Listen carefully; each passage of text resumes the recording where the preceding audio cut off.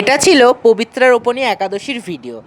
সেই দিন সকাল সকাল উঠে বৃন্দাদেবীর অর্চন করে নিয়েছি। এরপরে ঠাকুর ঘরে গিয়ে প্রথমে সকলকে স্নান করিয়ে নেব এক এক করে। প্রথমে আমরা বাবা মহাদেব এবং মায়ের চরণ পাদুকাগুলোকে নিয়ে নিলাম, তাদের স্নান করাবো। প্রথম অর্চন থেকেই শুরু করা হোক, তারপরে এক এক করে সব স্টেপ করব।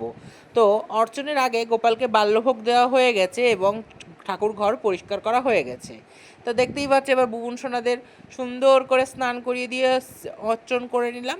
এই স্নান হয়ে গেলে আমার মনে একটা বড় কাজ হয়ে যায়।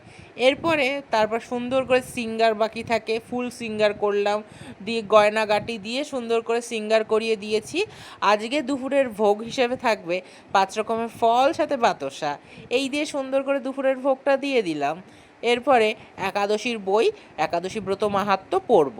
পড়ার পরে আজকে তো ঝুলন শুরু 5 দিন ব্যাপী, পূর্ণিমা অবধি। তো দেখতেই পাচ্ছ সেই দীঘা থেকে কিনে আনা ঝুলন বেদি সাজাবো এবারে। তার আগে একটু প্রসাদ খেয়ে নিই, আলু কাবলি, একাদশী স্পেশাল, আমার খুব ভালো লাগে। তারপরে দেখো ভুবন সোনাকে ঝুলন বেদিতে বসিয়ে দিয়েছি।